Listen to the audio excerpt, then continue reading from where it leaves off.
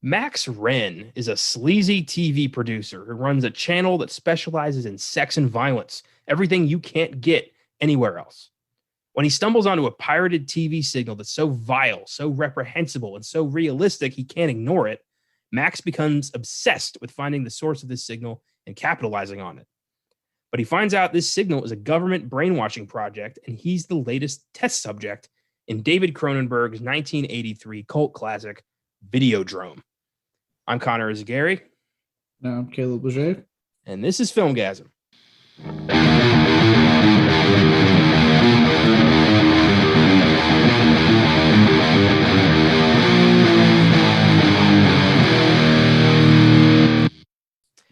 Happy Wednesday. Welcome to the 141st episode of the Filmgazm podcast. Today we're going back into the twisted mind of David Cronenberg to discuss a divisive, controversial horror flick, Videodrome. The last time we talked Cronenberg was when Austin and I did The Brood back in episode 81, which was followed by a bonus episode on Dead Ringers in episode 82. So it's been a minute since we've talked Cronenberg. Videodrome, what are your first thoughts here? First thoughts. It's one of my more favorite of his. Unfortunately, I haven't done like a super deep dive in Cronenberg. I've only seen a couple of his stuff. Yeah. But what I've seen, I like it a lot. I think it really, like, I always say, like, to me, this and The Fly, you really see like a maturation, a sophistication to his technique when it comes to like the social commentary and the body horror and just everything he's known for. I find in this and The Fly to be at, like, to me, his peak, at his best. I agree with you there. I like The Fly a lot more than I like Videodrome and Scanners. I'm with you too. I haven't really done a huge dive into Cronenberg, but I feel like enough to talk about him. I get the social commentary. I like that. The visual effects and makeup are fucking spectacular. He really is like so lights out in that department. I just think Videodrome is a way tougher film to get into than, say, The Fly. This is my second viewing of Videodrome, and honestly, I don't think I'm going back for a third. Okay, well, I see what you're saying, but like I do see, because in the case of like the main difference between really the main difference between two of them is that, you know, Videodrome was an original idea from him. Yeah. So much like Rabid, The Brood, Shivers, it was like his original idea. Was The Fly was a remake, essentially. I mean, it was a remake. So it's, you know, he started to play within a certain sandbox. He very much did his own thing with The Fly, and it's fucking awesome for it. But he still played within a sandbox that made it easier for people to get into that. And I think that also, I won't say came out at the right time. He was doing a lot more like quote unquote mainstream stuff with like the Dead Zone and whatnot. So you're kind of seeing a different side of Cronenberg than what we saw when he first started. Whereas, yeah, Videodrome is very much in line with like just purely from this man's mind. That might explain why it's not my cup of tea, because I really like the Dead Zone. I really like The Fly. I didn't like Scanners and I didn't like Videodrome. So maybe I just don't like his original stuff, because I don't know. The Brood, was that him full on? Yeah. Was that an adapt? Well, that's weird, because I love that movie. I don't get it. Yeah. The Brood was, I want to say it was his debut, but yeah, I don't think it was his debut. I think it was, because I think he'd done Rabid and Shivers already. Was it Rabid and Shivers first? Yeah, I think so. I've seen Rabid and Shivers. I haven't unfortunately not seen The Brood yet. I'm the opposite. I haven't seen Rabid or Shivers, but The Brood is a scary fucking movie. That is really well done. That was a fun episode. Yeah, that's one that's actually really up on my list to see next when it comes to Cronenberg. That one I want to see next. Dead Ringers is okay. Have you seen Dead Ringers? No, I've heard of it, and I've heard it's okay. I want to came out during that. It sounds like it's one of those films that came out during his, like, what I call his okay period, where people didn't seem too impressed by what he was coming out with. So it's not really a horror movie. It's more of a psychological thriller. Jeremy Irons is great, you know, playing twins, but not a very tight story and very kind of underwhelming. Yeah, well, I mean, I want to say, like, after like the 80s, he kind of starts stepping away from like what I like pure horror films and kind of experimenting a lot more with our genres, which I get. I mean, he wanted to try new things, and there's absolutely nothing wrong with that, Yeah.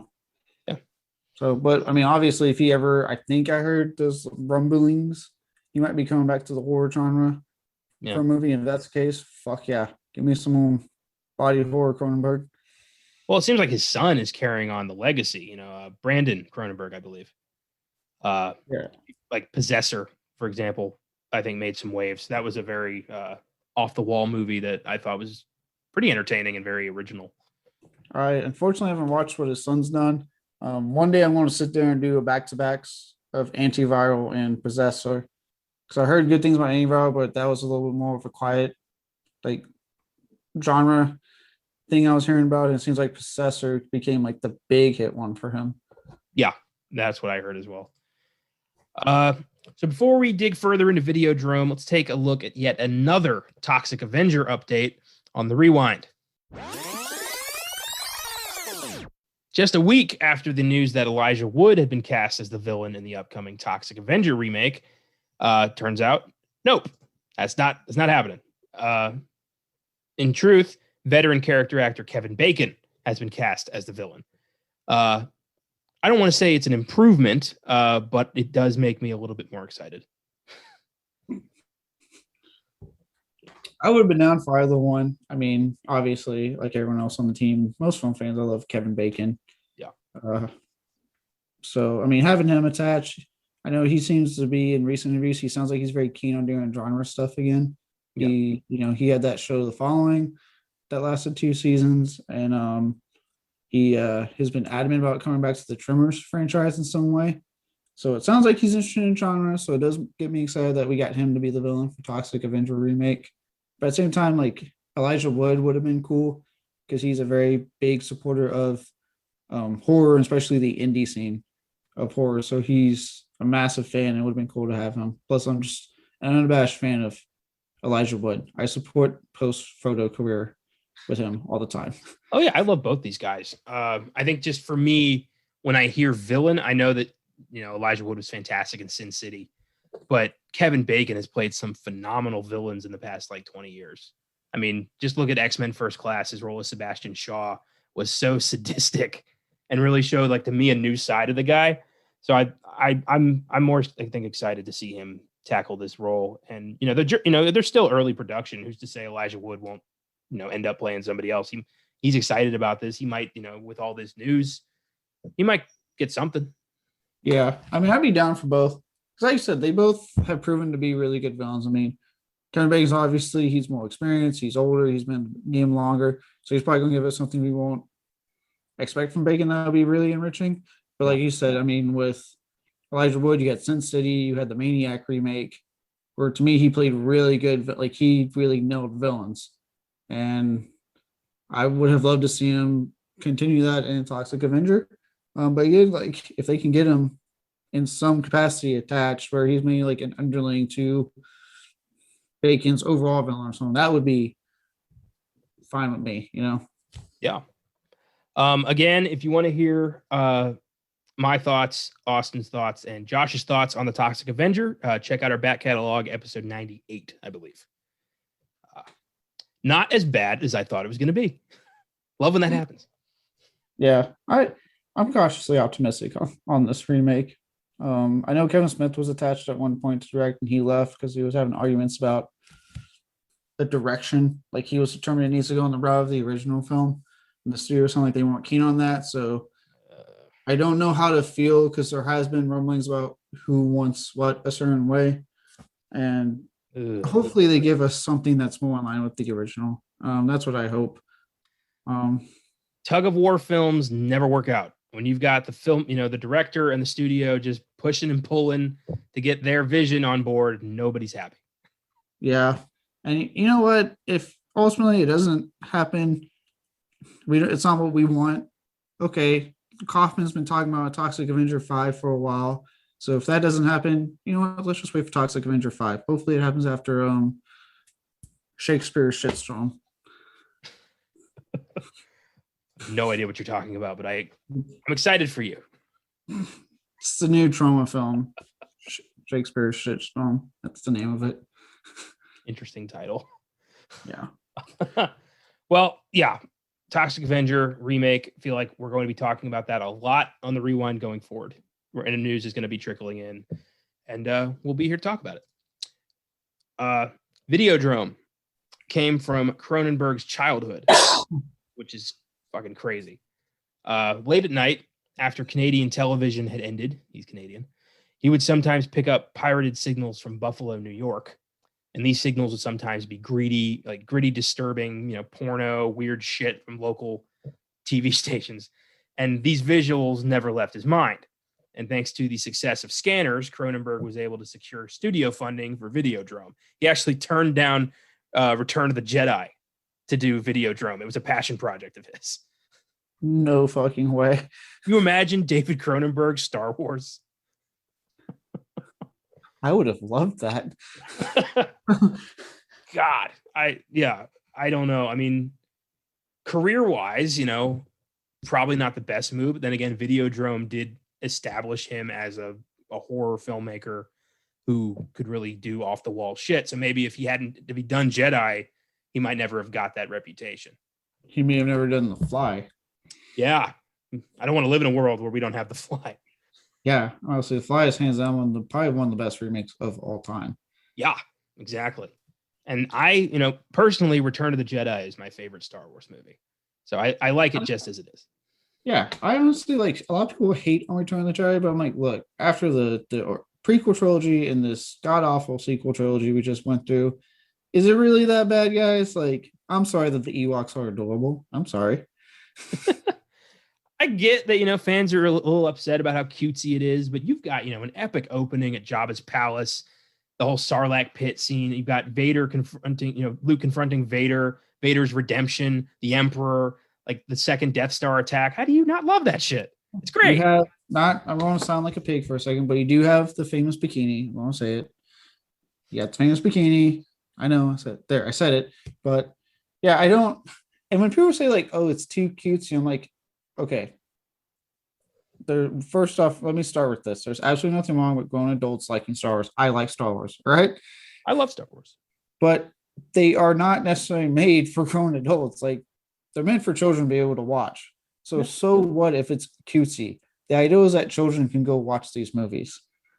Would I have enjoyed the original idea of a planet full of Wookiees taking on the Empire? Yes, I would, very much so. Yeah.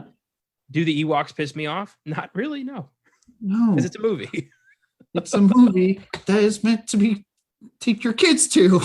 And when did I first watch Return of the Jedi? When I was a kid.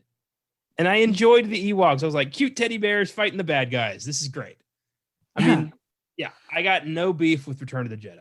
Yeah. Based on what I'm saying is like, stop bitching that a family movie is cutesy. It's a family movie. What do you want?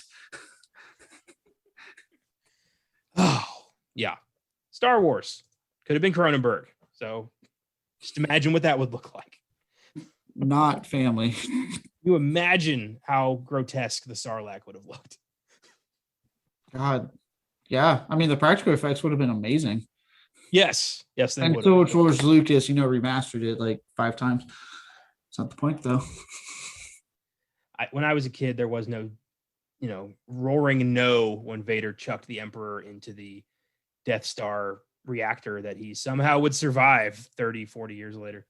Can you imagine all the people that have had those original VHS copies are just hitting themselves on the head now? Like, we had it before it was unedited. Well, those are worth a mint now. An unedited version of Star Wars, that is like a collector's item that is really sought after. So if you've got that, hold on to it. Yeah. Again, if you have physical media, just hold on to it. Because apparently it does pay off in the end if you want to watch Star Wars the way it should have been made to begin with. We did have it, but then when we moved to Texas, my family threw away all their tapes. And yeah, I didn't know about how collectible those were till we moved. And I was like, where are our tapes? And they're like, oh, we threw those away. No. It's for me, my Goosebumps books, I had all the Goosebumps books. And I don't have them anymore. My parents did something with them, and I didn't realize how hard it is to get them with the the original covers now, because apparently we need these new covers that are absolute shit. Oh yeah. I will never forgive my 5th grade teacher for telling my mom that I needed to read different stuff. I needed to branch out. Because then my mom stopped buying me Goosebumps. That was all I was reading in 5th grade.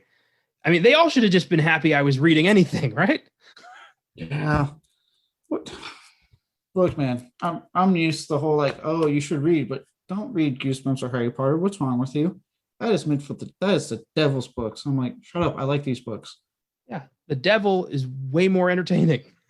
So much more entertaining. Oh boy. David Cronenberg, a revered name in the horror community. We've already talked about a lot of his films: Scanners, The Brood, Rabid, Shivers, The Dead Zone, The Fly. But he's also done a number of non-horror projects, such as A History of Violence, Eastern Promises, A Dangerous Method, and Cosmopolis.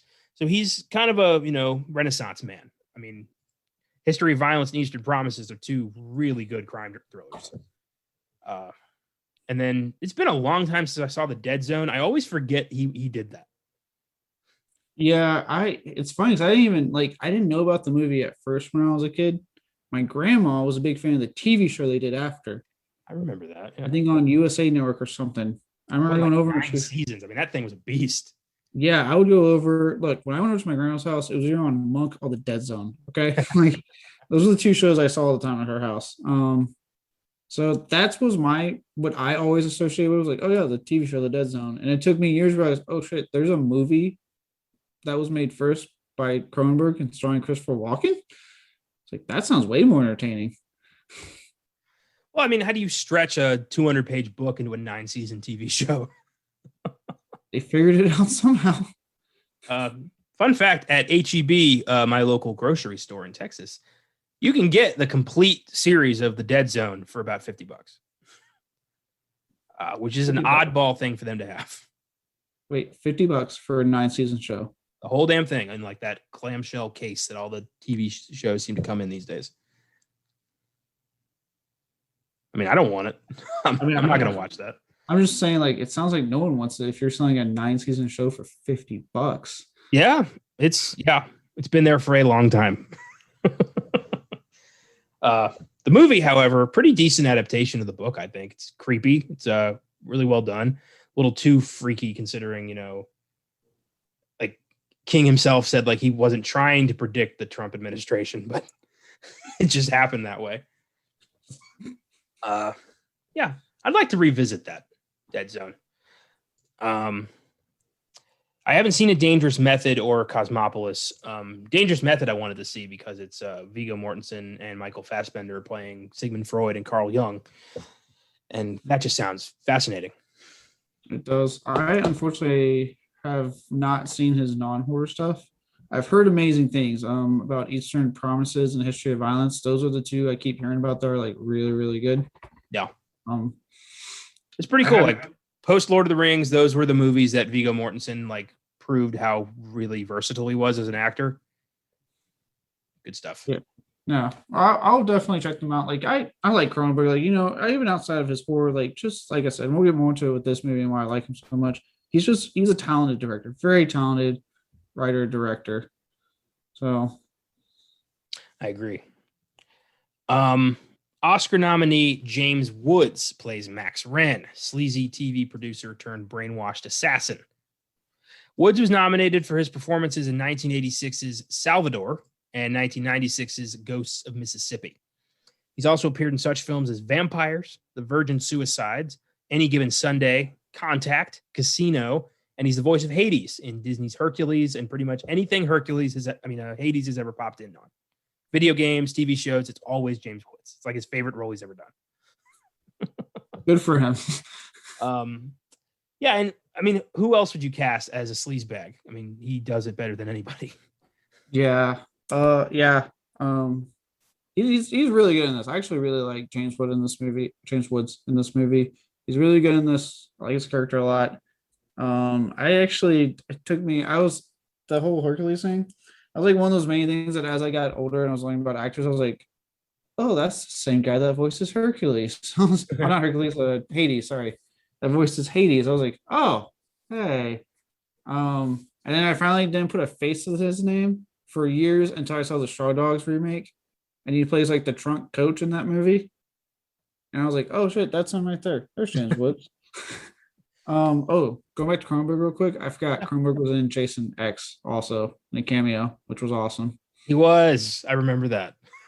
Yeah. Cool. James Woods. Funny, Hercules has such a great voice cast that people forget like how many people are in that. James Woods, Danny DeVito, Rip Torn, Bobcat Goldthwait. It's weird. I'm actually surprised Disney let them in that. They're so determined on their family-friendly image that you would think they'd be like, nah, do not get the guy from Videodrome Well, in this movie. I remember reading that like the original Hades was like your typical, bow before me kind of grandiose, evil bad guy. And then James Woods auditioned and basically played him like a talk show host. And they were like, we like that. And so they kept him. I mean, he ad-libbed a lot of his dialogue. He was just kind of like, vamping. All right. And it works. Like Hades is funny because he's just kind of like, it's almost like he doesn't take himself too seriously like the rest of the gods. He's just kind of like, hey, what's up? But he's also a bastard. He's trying to take over the world. Yeah. Hey, I'm glad it worked out. Like I said, usually Disney looks at their past careers like, oh, they did this. Like I know on a episode of the Movie Crypt I was listening to, I think it was Serena Vincent from Cabin Fever. Mm-hmm. She had issues getting a role on a Disney show because they were like, "Were you in that movie Cabin Fever and you got naked and had sex?" And it's like, holy shit! She was in her 20s when that came out. She's now in her 40s. Yeah, it's a movie. I'm like, this Disney, come on. We're all talking about like 2021, right? Diversity and all this shit that you guys want in movies nowadays, which is good. Maybe not say like because you did this in your prior roles as an actor, you can't be in our family-friendly show. All that, but Tim Allen can get busted for like, massive amounts of coke at an airport, and he still gets to be Santa Claus. Yeah. It bugs me. It's like for some people they forgive, and then others are like, well, you did this, and it's like, well, we're actors. Like we accept roles for money. Well, I think it's different with voice talent because, kids aren't going to see their face. They're not going to be like, watching Cabin Fever and being like, that's the person from that movie. I don't know in what situation that would even happen, but I'm assuming what they're afraid of. Kids are going to identify these actors with evil stuff, and kids can't know about bad stuff in Disney World. Yeah, even Disney does some fucked up shit in their movies, but yeah, it bugs me a lot. I'm like, so it's like you assume that me, like, look, I know all this shit, but you think at 5 I was watching Hercules going, hey, this is the guy from Videodrome. No, I didn't know what Videodrome was at 5 years old. I know that at like 15, I was thinking, oh, that's the voice of the guy at the beginning of Scary Movie 2. Because that was like my real introduction to James Woods as an actor, not a voice actor. Scary Movie 2, where he plays the like douchebag priest at the beginning. Oh yeah, I forgot about him, and he's really funny in that opening. Hilarious. Like when he just walks in and he sees like the girl turn her head around, he just goes "fuck this" and like tries to leave. I die every time. And he keeps trying to have sex with her. Father. Oh, it's fucked up. So fucked up. I like when he welshes on the he leaves the cab. Like he doesn't pay the cab fare. He just like runs into the house. Oh, I think that's an underrated film. It's stupid as hell, but it's funny as hell. Oh, the first two, the ones the Marlins are attached. Oh, the Wayans are attached to are so fucking good. I don't care if people say the Wayans are actually good at like parody movies. I agree. Sonia Smits plays Bianca Oblivion, resistance leader who turns Max to her side. Smits also appeared in the film Owning Mahoney, as well as a lot of TV. And she's barely in this. Like she's second billed, but like barely in it. I got really nothing to say. You know what I mean? Yeah. I saw a review and I do agree in that like a lot of the characters outside of James Woods don't pop. But I don't know if that's necessarily like it almost seems like that's by design because it's really meant to be like a James Woods feature as far as like it's his story and it's just kind of in it, and it's up to you to question like are they control, like who's controlling him? Why are they, you know what I mean? Like it's almost like up to you, the audience, to put a lot of that, ask a lot of those questions and try to answer them as you're watching James Woods' character. I think that's why he pops so much, because it's mainly meant to be his movie. Yeah, there's some truth to that. But I like, why bring these people in at all? I mean, why not, delegate? I mean, I feel like you could, combine some characters here and still get through with the same story, which I think is bare bones. I think that the story is really the worst part here. And, I know that probably horror fans out there are really tired of me saying that, but that's just, I'm wired that way to focus story first. I can't do anything about that. Yeah, I know. I'm aware. I'm one of those horror fans, actually. Yeah. Okay.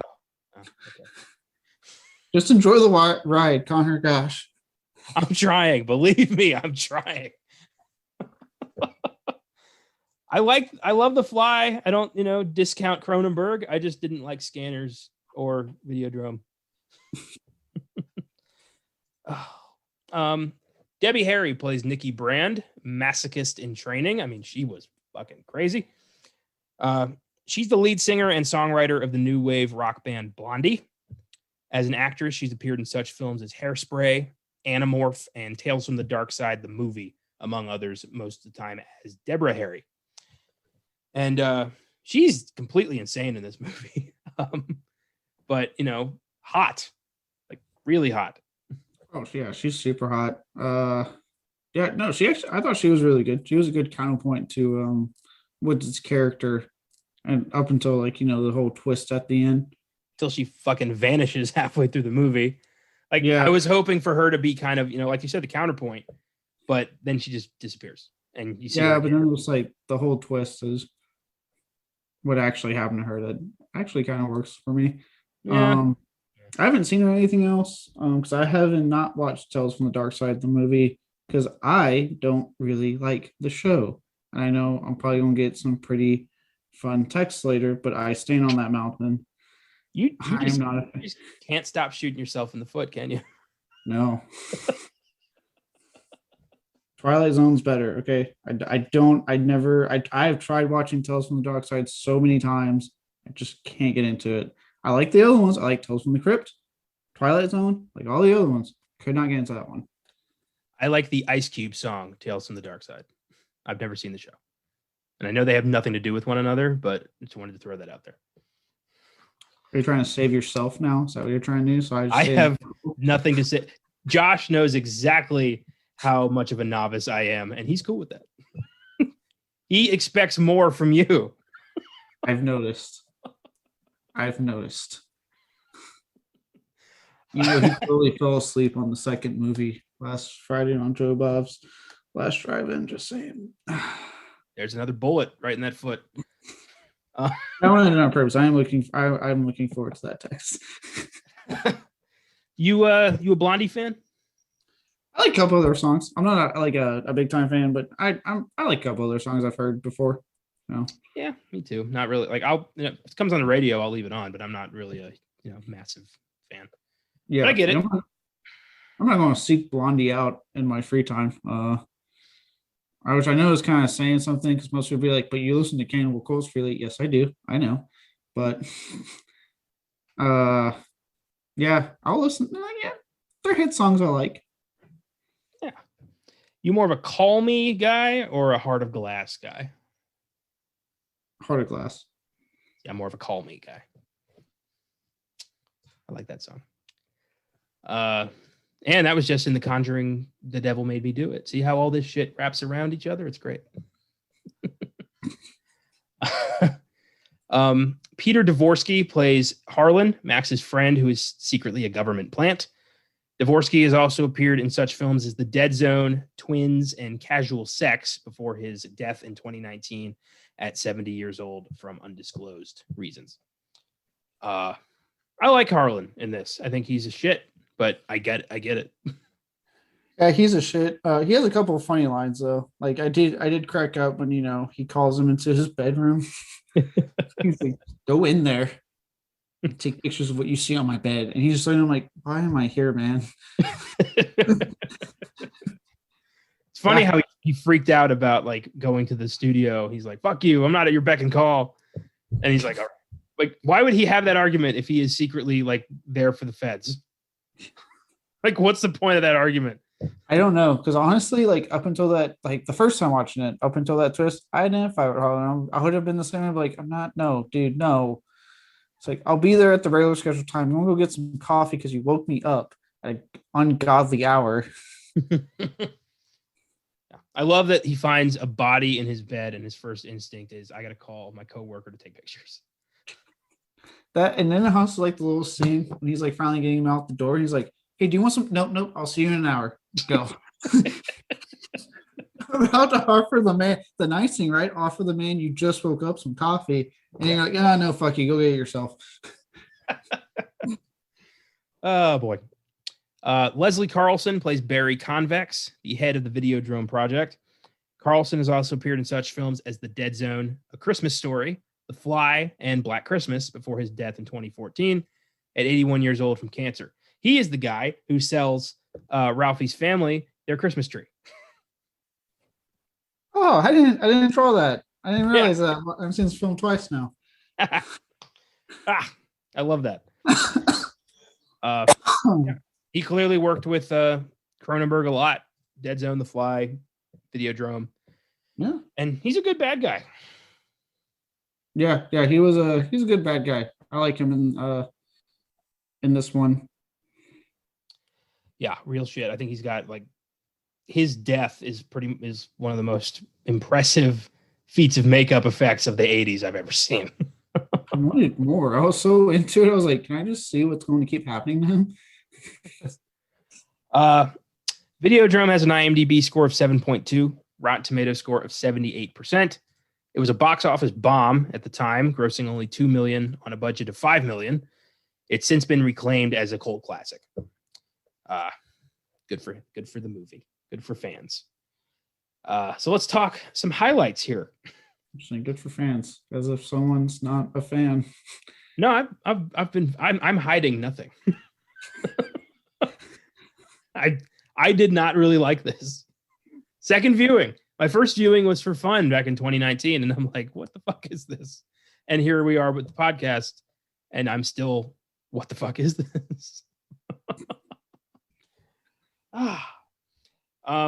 One thing I thought was cool at the beginning of the film, there's a poster in Max's apartment that looks a lot like the poster for Possessor. You notice that?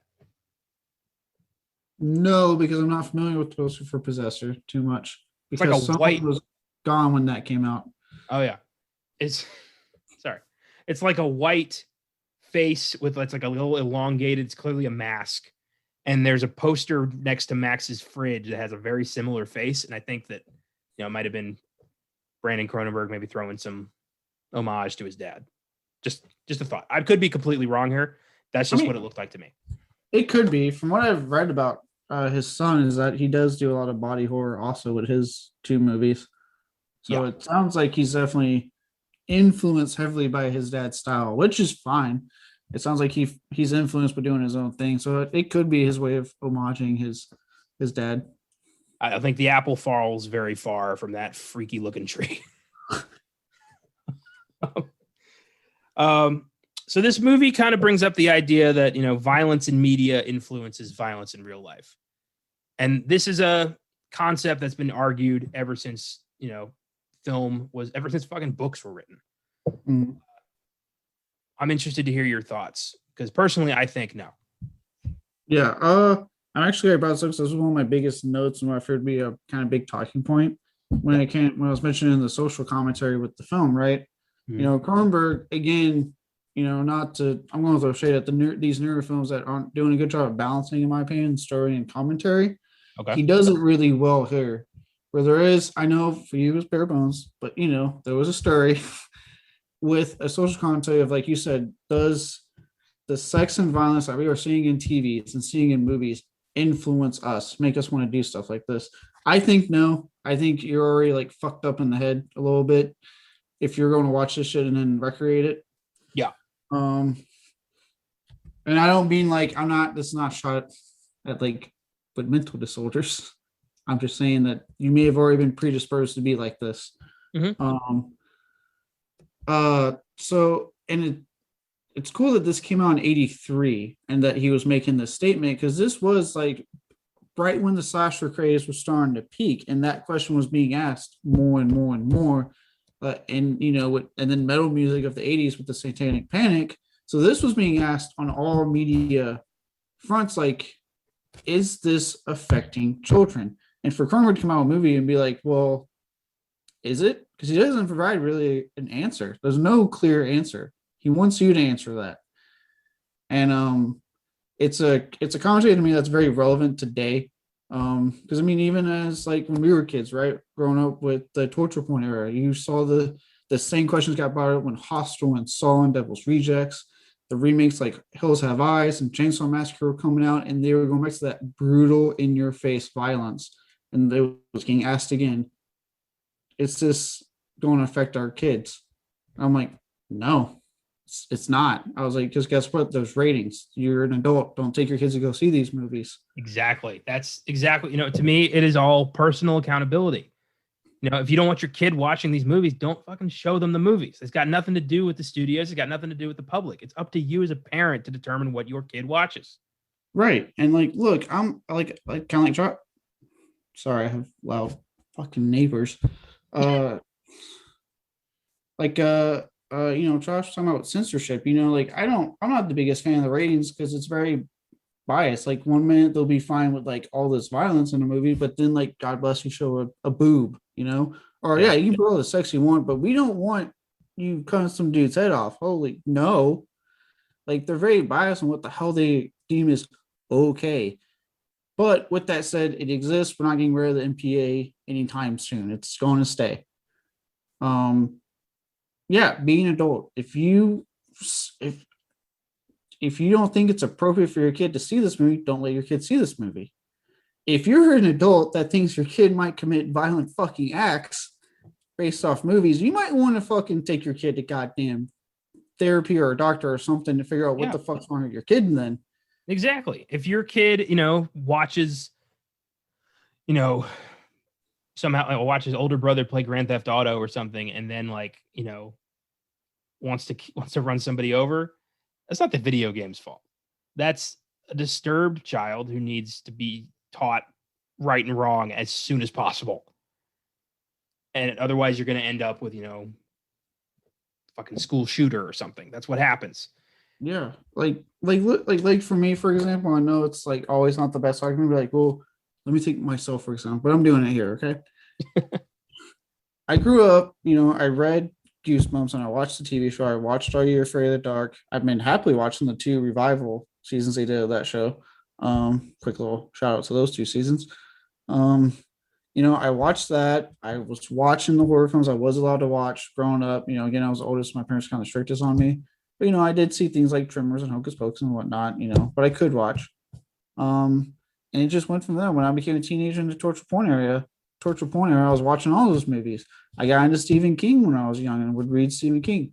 I played Grand Theft Auto. I'm going to really say my fucking age here, and I'm only 28. I played Grand Theft Auto 3 Armored as they were fucking coming out because my buddy had them at his house. So I would go to his place and play fucking Grand Theft Auto. I'm talking 3, San Andreas, Vice City, like fucking, yeah, that original run. So yeah, there's my age for all you youngins out there. Very nice. And now here I am, I'm in the military. I haven't done any crime. I have no want to do any crimes or anything bad to people because I know that all that shit I've done, the video games and watching the movies, listening to my metal music, reading my books, it's all fake. It's not real. Well, you get what I mean with music, but yeah. I get you. It's not real. It's a make-believe world they're giving me that I'm just entertained by. I get you, dude. I was I know a lot of this the negative response to this question, a lot of it comes from religion. A lot of it comes from, holier than thou Bible thumpers who are like, what about the children? Well, I was raised in a religion-free household where my mom had me at a young age and kind of just made it up as she went along. And because of that, I was introduced to stuff a lot younger than I should have been. I acknowledge that. One of my earliest memories is watching Jaws when I was like 4 or 5 years old, and not really understanding what's going on, but being like, I probably shouldn't be watching this. Like I understood that at the time, but I watched, Hellraiser, The Thing, like just really dark shit. And did it fuck me up? No, it didn't. It was weird and it freaked me out a little bit, but I didn't then become, I wasn't torturing animals in the backyard because of it. Like, that's not how this works. Entertainment does not lead to warping people's minds like that. I mean, if a mind is already warped, it can reinforce that. And that's the shit you got to watch out for. But the movie or the video game or the book or the TV show is never the root cause. That's not. I firmly believe that. No, and like you said, if the mind, if the mind's already warped, it reinforces it. It's still not entertainment's fault. I do not believe, because they don't know. They're making this shit for mass audiences. It's not like they know. Yeah. It's like, no, again, there's parents who exist out there. If you have any inkling that your kid's warped and that movie is going to make him reinforce that, there's a lot of services out there for children that isn't Chuvy. Take your kid to it. Find out what the fuck's going on. Yeah, exactly. I mean, there's a movie made in 1965 called The Collector that has inspired no less than 5 different serial killers. Is that the movie's fault? I don't think so, because a lot of people saw that movie. A lot of people. I have not yet seen it. It is on my list, but it was up for like 3 Oscars. So no, the movie is not the cause. Those fuckers saw it and thought, I want to kidnap women and hold them in a basement. And then they did it. It's got nothing to do with the movie. It's wrong place, wrong time. Yeah, it to me, it's never the movie's fault. I mean, because if we listen to the Bible thumpers and the people that want to censor, we would not have nearly the amount of entertainment. It would literally just be Disney movies all fucking day. And that's not a shot against Disney, but I want variety in my movies. Those people go after Disney too. Well, that's true. They do go after Disney. You can't please these people. It's Veggie Tales and nothing else. Oh God, I didn't even like VeggieTales when I was a kid. Oh my God. And I should I'm glad we got that out of the way. Yeah, and I should point out real quick, just like you said, you were raised in a non-religious house. I was raised Catholic, in case anyone's wondering. So I was raised in a religious household, and yet I still catered more to this dark entertainment, if you will, than any religious stuff. I'm firmly a believer that just being a religious person does not automatically make you a moral person. I think morality and religion are very different things. I was raised without religion. Am I a hedonist who wants to, worship Satan and murder everybody? Sometimes. No, I'm not. So yeah. And there's a lot of religious people who are fucking bastards. So yeah, I would like that argument to go away. Yeah, but it won't. I mean, let's at this point, let's just see how many years it takes when the theaters are back in full swing for some other extreme round of horror to come out and people to start bitching again. Oh, it's the game we play. Yeah. The life we live as horror fans. We got to deal with the backlash all the fucking time. I liked Professor Brian Oblivion, just the name Oblivion, like it's fucking Irish. That was ridiculous, but funny. I didn't even catch that name until the second viewing. First time I watched it, right past my head. And let me point out, my first time watching this was only a couple years ago. Me too. Yeah, so somehow passed my head, and then this time watching, I was like, oh shit, his last name is Oblivion. I get it. Well, I thought it was wild, his prediction that we would all have our own television names, that we'd have our own identity we live through the screen, which is exactly what happened. How great. Like, I thought this film was very weird in the accuracy of its predictions.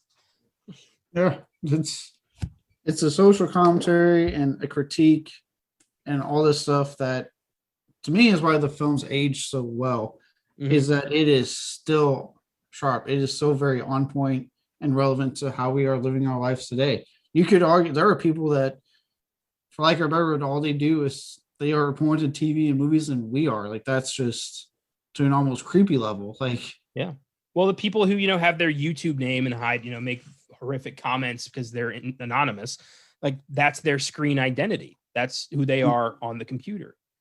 It's exactly what Professor Oblivion was talking about.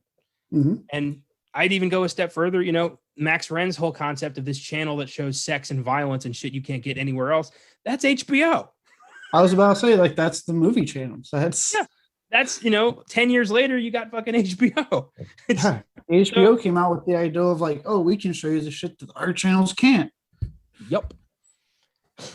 Yeah. Way ahead of its time. So the first time this TV set kind of comes alive and Max just like shoves his head in the screen, that's a hell of a visual and creepy as shit. Just like kind of a fleshy television. It's the constant like the fleshy special effects are creepy looking. Just the word flesh. I don't like that word. It's uncomfortable. So like moist for females, you don't like flesh? Yeah, moist flesh is about the most uncomfortable thing you can say. Oh, I'm saying moist flesh as often as possible now. Ugh. We get t-shirts made up. Just say moist flesh, Filmgazm on the back.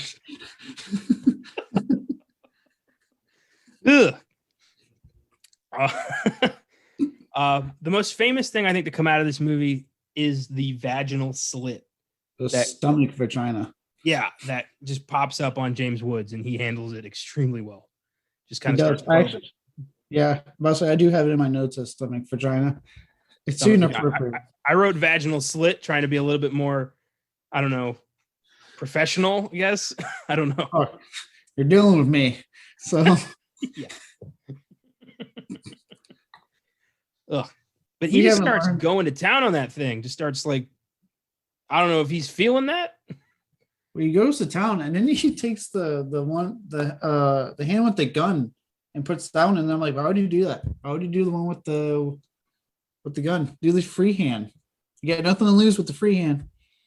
And then he doesn't pull the gun out. The gun's just in him for a good chunk of the movie. And the vagina silts itself. And that's supposed to be his tape deck, which is really weird. Yeah. Out of context, talking about this stomach vagina scene, if no one pays attention to this being about an actual movie, someone's going to be like, what kind of porn are these guys watching? No, not that. I'm sure there's a goddamn version of that out there. I'm talking about the actual movie. I don't know if I could handle a Videodrome porn parody. I don't think I could. I don't think anyone can, but it exists. Yeah, I bet James Woods is probably in that too. Oh, I don't need to see James Wood doing the deed. We already had to see his ass in this movie. The big reveal that Harlan works for Barry Convex, and this whole thing is like a Videodrome is a signal created by the federal government to create brainwashed assassins. Why? Okay, I see where you're coming from, but again, I like it because if you pay attention to how some people are with their political leanings nowadays, it is not too far off how people think nowadays. I'm not going to name names of people I know. They probably don't listen to this podcast. Oh no, I've trimmed my inner circle. But what? Fuck it. My parents currently only watch ultra conservative TV. They do not watch TV, and they went on a big thing about how they want to have TV because the liberals control media and blah blah blah. So I get where you're coming from. It is a weird turn, but it works for me because just having to listen to them and other people that are very like ultra conservative, it's not far from what people think. A lot of people have this idea that we are getting brainwashed through TV by the government. And I'm like, I don't know. I don't think they have that kind of time. Yeah, I don't like what could possibly, what am I going to watch that's going to convince me to kill somebody? I don't know. Look, I'm 28. It hasn't worked yet. All right. So not trying hard enough. No. It's just a weird, it goes from like weird pirated TV signal of people getting whipped to national conspiracy to create an army of assassins. It's a big leap real quick. Yes, like I said, I do see where you're coming from. But again, it does not bother me just because of how I have seen people act about TV nowadays. And our recent past year has seen people kind of come out of the woodworks on their political leanings and how they're acting about media and certain parties, this and that. And I can go with it just because of how the times are now. Yeah. Well, I did like that the film kind of shows you that regardless of what side you're on, everyone has an agenda. Convex wants to rule, Oblivion wants to rule, and they're all kind of pulling Max in the middle to be their toy. Yes. And that's oddly enough how I'm starting to feel like Max in my own life. But yeah, and that's again going back, why it's so relevant today, because that's, get a little real. That's how I feel when I'm hearing my parents talk about their stuff and my own personal, beliefs. And it's like, you guys are saying this, but then the other party's saying this. Like, what?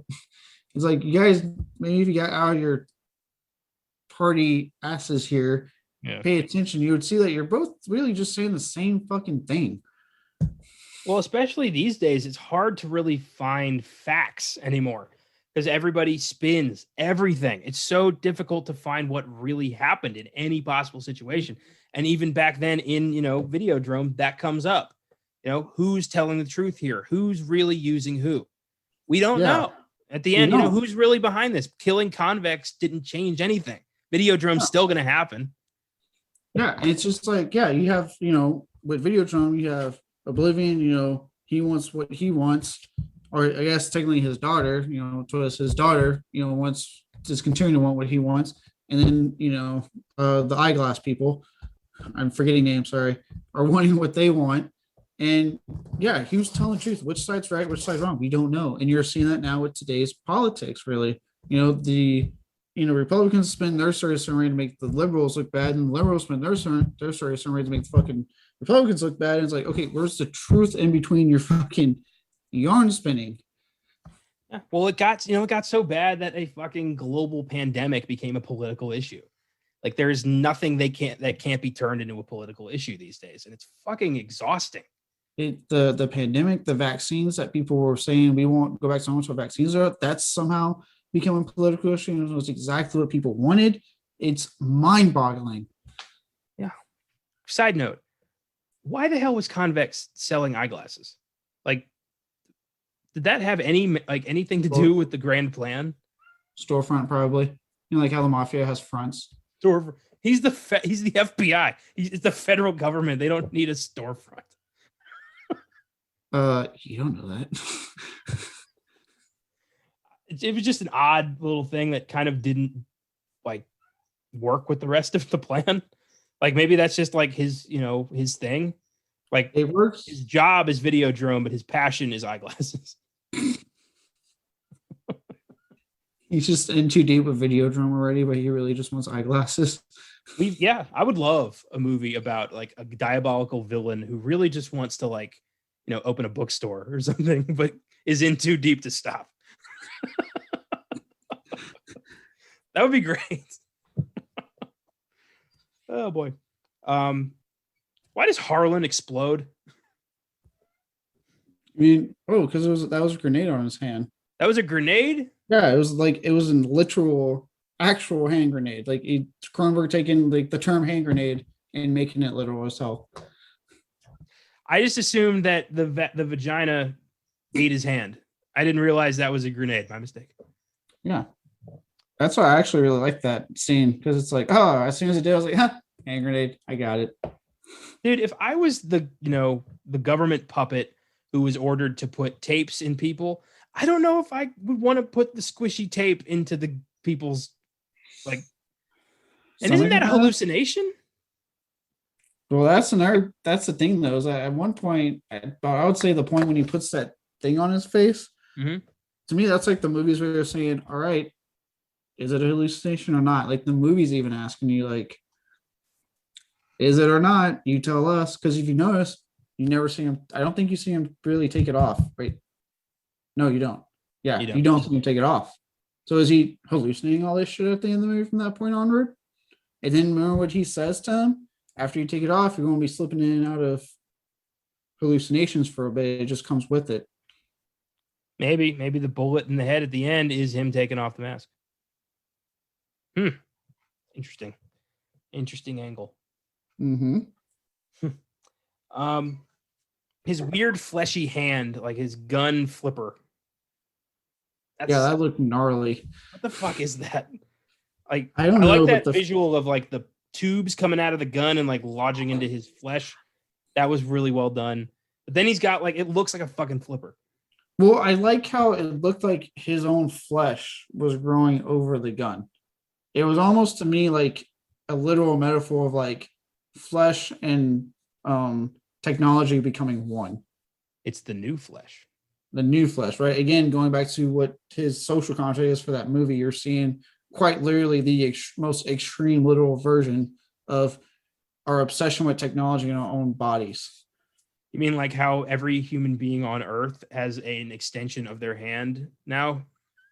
Yeah, well, I mean, yeah, our phones, but even beyond that, the fucking smartwatches that iPhone does, you know? Yeah. It's fucking crazy. Cronenberg really was ahead of his time with that. That's pretty remarkable.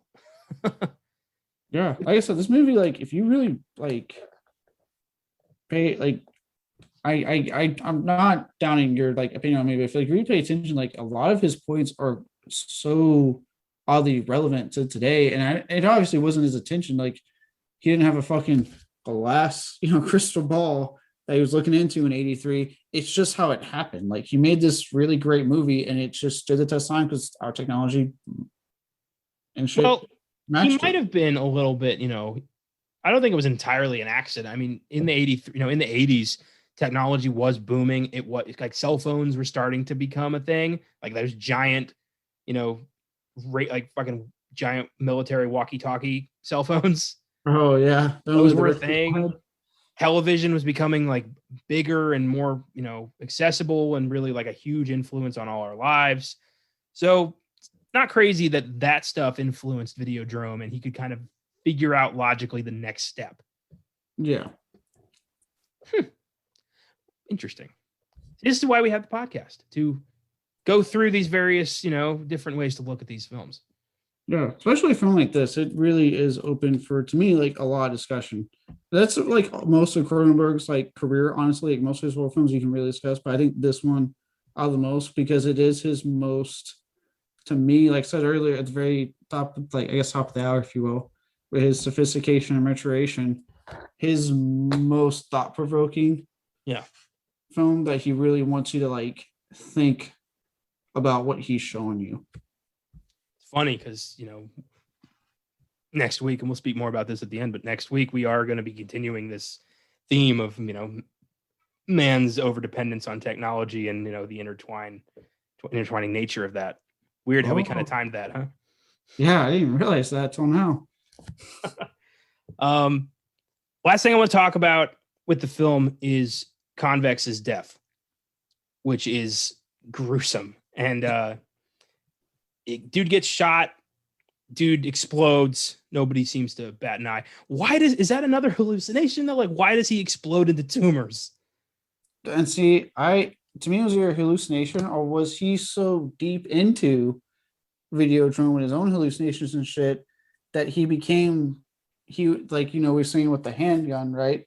That's true. That was like his version of flesh and technology. He became cancer. Yeah, and that he was literally exploding from the inside because he got killed. So now the flesh and technology is separating, and you can't take it. Jesus. Yeah, I don't know. I really don't. I don't. It's a cool fucking visual. Like the effects on that are fucking. Yeah. Probably like besides like the stomach vagina are some of the film's best. I will never knock Cronenberg's eye for makeup and visual effects. Like the dude is lights out when it comes to body horror. He is the king of body horror. Yeah, he is. Here are some Filmgazm facts for Videodrome.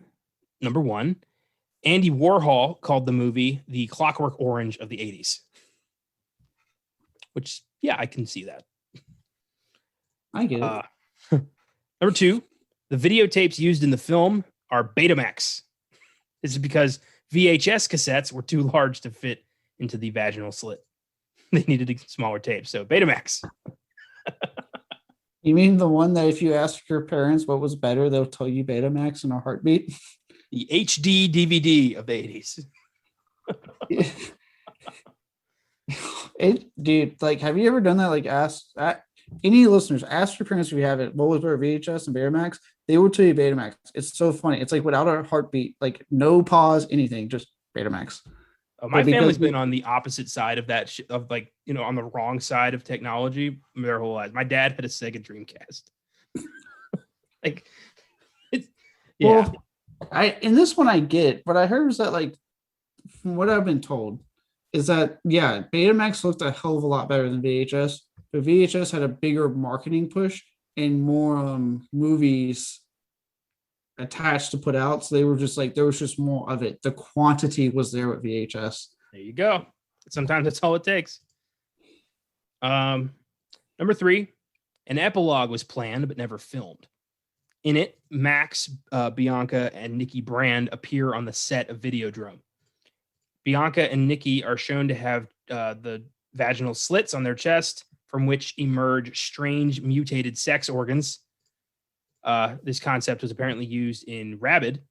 The scene was scrapped along with many others due to cost overruns, bad timing, and the sheer difficulty of executing such a special effects scene. A number of other ambitious special effects sequences were also dropped. And in regards to bad timing, Debbie Harry had the stomach flu and James Woods was visiting family. So it just didn't work out. So they cut a lot of visuals from this film just for timing and cost purposes. Oh, God, I want to know what that cut would have looked like. Yeah. Hashtag release the Cronenberg cut.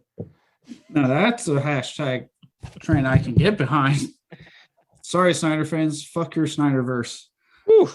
I said it. I don't care about the hole on that one. I will dig deeper and deeper on that. I'm not biting simply because I made a promise on Army of the Dead that I would stop talking about Zack Snyder for quite some time. I got you to say the name, though. I'll say the name, but I'm not biting a conversation. I don't care. I'm done. It's too much. I give Videodrome a 7. It's too weird for me. I'm sorry. I applaud its fantastic visuals and makeup, but it's difficult to follow at times. To me, does not make a whole lot of sense. I like the social commentary, but in regards to story, there's some holes and some major leaps, and I just can't get behind that. So 7. Okay. I see where you're coming from. I give it an 8. I do think it's one of Cronenberg's best. I know I'm saying that, but I haven't seen a lot of his films. What I've seen, I put it up there in like my top 5. I love the social commentary. I like the story. I like that he does put the questions on you. He doesn't give you clear-cut answers. He wants you to actually think for yourself and be like, where do I stand on what he's giving me here? I really enjoy that. Sorry. James Wood is fantastic in this movie. Really knocks it out of the park. And yeah, the practical effects are probably some of Cronenberg's best. So I like this movie a lot. Yeah, straight up. And, I'm glad you were able to see something here that I was not. That happens a lot, I feel. It happens a lot. I acknowledge that. I haven't hated all 141 movies we've done on this damn show. I like most of them. Yeah, but it seems like you watch something that Josh recommends, like Sleepaway Camp and Hatchet, and magically you love it. To be fair, you did not recommend Videodrome to me. I had seen this. That is true too. I think I have recommended Hatchet to you a couple of times. And who had a great time doing Jurassic Park? We did. Oh yeah, that's true. So, yeah. Hashtag like Friday the 13th. All right, move on. Oh, thanks for listening, everybody. Next week, Austin will be returning to Filmgazm to join Caleb and I in discussing a recent gem that we all love. In the near future, a paralyzed technophobe is implanted with a state-of-the-art computer chip that rearranges his entire life and allows him to take revenge on the people who killed his wife. All this and more in the 2018 sci-fi action horror epic Upgrade next week. Very excited. Lee Winnell's, in my opinion, his true directorial debut. I was gonna say, yeah, he did. I think a movie or two before that. I know Insidious Chapter 3. I want to say Cuties. Wasn't it 4? Was It it may 3 or have been 4? 4. Okay. I'll relook it up in time for this for this episode. But yeah, as far as like the style that he's known for, this was his debut. Like this is when he became, to me, writer, director, Leo now. Yes. And it's been a minute since I watched Upgrade. I saw it at the movies and thought it was fantastic, and I haven't watched it since. So this will be a good revisit, and it'll be cool to see, all three of us take this one on together. Yeah, I've seen it a couple of times because I show people that movie as much as I can. I fucking love Upgrade. Don't miss that next week, as well as From Here to Eternity on Oscar Sunday and Pixar's Luca on Monday's sneak preview. Until then, don't watch any scrambled masochistic TV signals. Death to Videodrome, long live the new flesh, and keep watching movies.